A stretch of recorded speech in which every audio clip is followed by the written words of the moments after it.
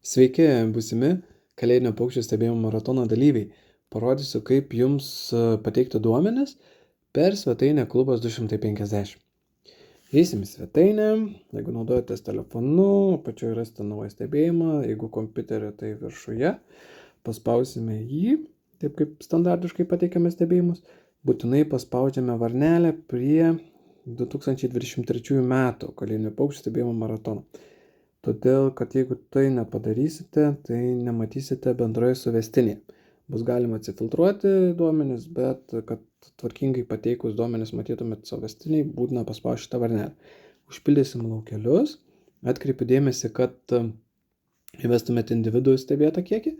Tie duomenys yra naudingi. Žemiau galite pateikti nuotraukas, tai nėra būtina, bet jeigu stebite ypač retą paukštį, tai yra rekomenduotina. Ir mes būsim labai laimingi, jeigu jūs tai padarysite. Paspaudžiame mygtuką saugoti, kai duomenis pateiksime. Na, o kur juos peržiūrėti, tai spaudžiame vėl meniu juostoje, dalyvių suvestinę ir parenkame kalėdinis paukščių stebėjimo maratonas. Mes matysime, dabar matome lentelėje nėra duomenų, bet kai jūs pradėsite stebėti nuo 24 dienos ar vėliau iki naujų metų, duomenis visi matysis ir matysime, kaip kam sekasi. Dabar galite net pasižiūrėti 2022 metų duomenis, tiesiog reikia paspausti tokį mygtuką ir kiekvieną stebėtoją atskirai peržiūrėti, ką stebėjo. Galima sugrįžti prie mums aktualių 2023 metų.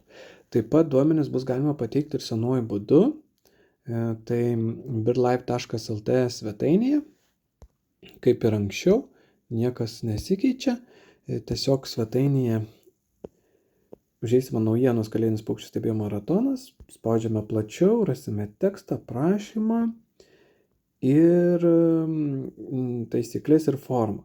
Kai parsisiųsit šitą formą, galite užpildyti, jeigu jūs nepateiksite duomenis per klubą 250 svetainę, o per formą šitą Excelio.